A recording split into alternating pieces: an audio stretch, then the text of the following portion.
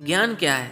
इस पर आप सभी लोगों के अपने अलग अलग विचार होंगे, लेकिन वास्तव में ज्ञान क्या है? अगर आपको यह जानना है तो इस बौद्ध कहानी को पूरा सुनने के बाद आपके सारे डाउट क्लियर हो जाएंगे। इससे पहले आप हमारी इस कहानी में खो जाएं, हमारे इस चैनल को सब्सक्राइब जरूर कर लें। तो चलिए कहानी शुरू करते हैं। बात उस समय की है जब भगवान बुद्ध को ज्ञान प्राप्त हुआ। जब लोगों को पता चला कि बुद्ध को ज्ञान प्राप्त हुआ है तो वह यह जानना चाहते थे कि बुद्ध को क्या ज्ञान प्राप्त हुआ है, उन्होंने क्या नया जाना है। नया इसलिए क्योंकि दुनिया में पहले से ही ज्ञान का भंडार भरा पड़ा है। जिस ज्ञान को सब जानते हैं उससे अलग बुद्ध ने क्या पाया है। तभी बुद्ध के पास एक व्यक्ति आया और उसने बुद्ध से कहा कि हे बुद्ध, मैं एक ज्ञानी व्यक्ति हूँ। मैंने सभी शास्त्रों का अध्ययन किया है, मैंने वेद पुराण पढ़े हैं, मैंने गहन चिंतन मनन किया है। मैंने सुना है आपको भी ज्ञान की प्राप्ति हुई है। मैं जानने का इच्छुक हूँ कि आपको क्या ज्ञान प्राप्त हुआ है। वह कौन सा ज्ञान है जिससे हम अनजान हैं, अनभिज्ञ हैं। आपको क्या प्राप्त हुआ है बुद्ध? बुद्ध मुस्कुराते हुए बोले, मुझे कुछ प्राप्त नहीं हुआ है, बल्कि जो मेरे पास था वह भी मैं खो चुका हूँ। व्यक्ति ने पूछा, आपने क्या खोया बुद्ध?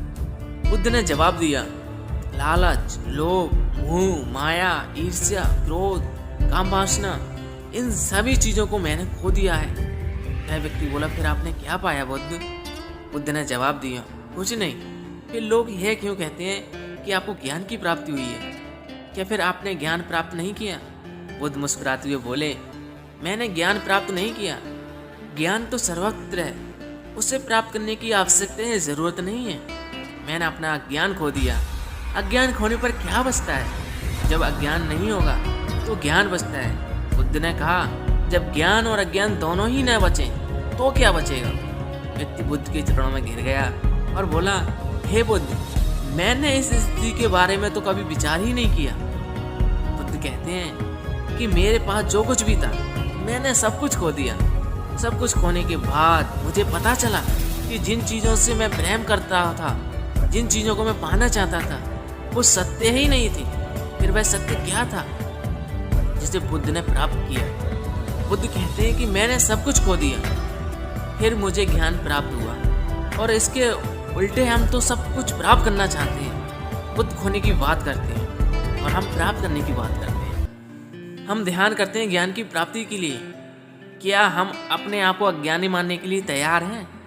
लेकिन जो ज्ञानी है उसे ज्ञान प्राप्त करने की क्या आवश्यकता, क्योंकि वह तो पहले से ही ज्ञानी है।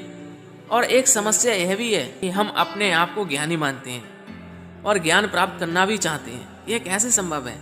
ज्ञान तो उसे ही प्राप्त हो सकता है जो अज्ञानी हो। पहले तो हम यही नहीं समझ पाते हैं कि अज्ञान क्या है और ज्ञान क्या है। ध्यान से देखोगे तो पता चलेगा जिसे हम ज्ञान समझ रहे हैं वह अज्ञान ही है। हमारा ज्ञान ही हमारा अज्ञान है। हमारा ज्ञान हमें सत्य से दूर रखता है, सत्य को देखने से रोक कर रखता है।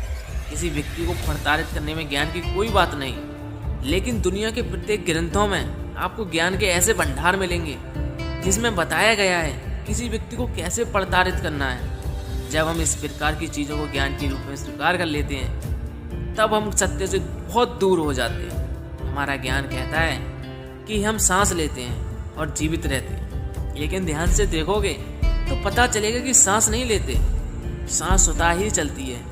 क्योंकि अगर हम सांस ले सकते और बंद कर सकते तो हम सांस को कभी भी बंद कर सकते थे और कभी भी चालू कर सकते थे। तब कोई मुर्दा ना होता, और मुर्दे होते तो मुर्दे भी सांस लेते। तब ये हमारा ज्ञान ही है जो हम कहते हैं कि हम सांस लेते हैं।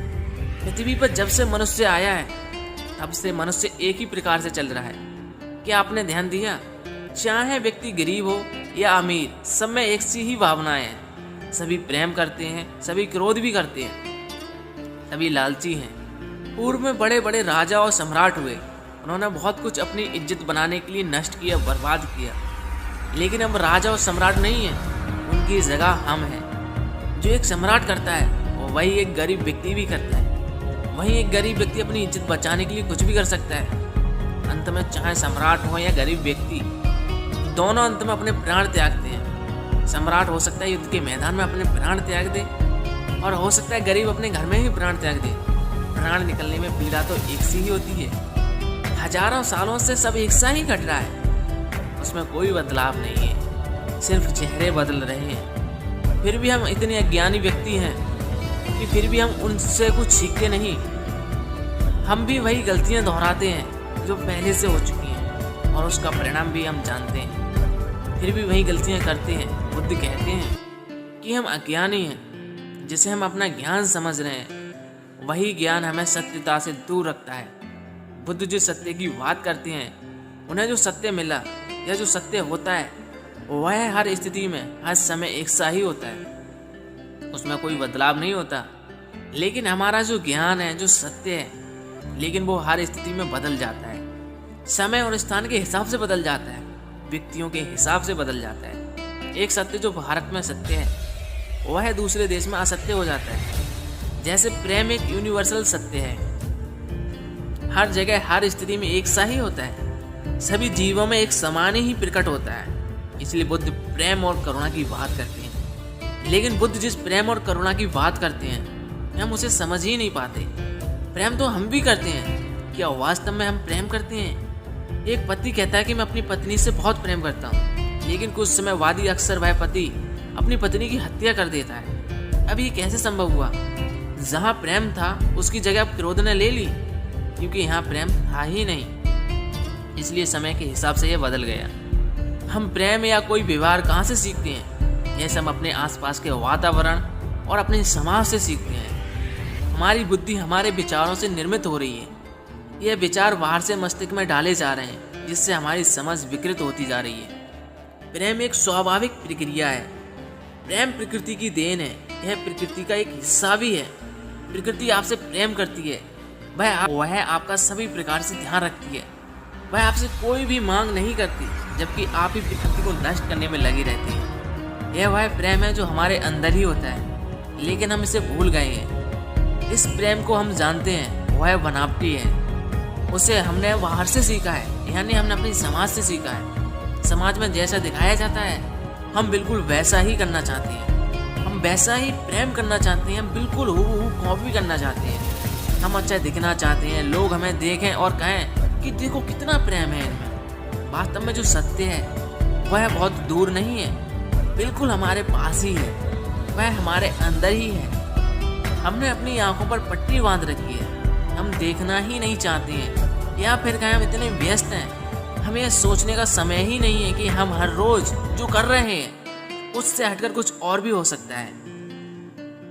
और अपनी सामाजिक बुद्धि को छोड़ दें, जो समाज ने सिखाया है उसे भूल जाएं और स्वयं को समझें। आपके सबसे नज़दीक आप खुद ही हैं, आपके नज़दीक और कोई हो ही नहीं सकता।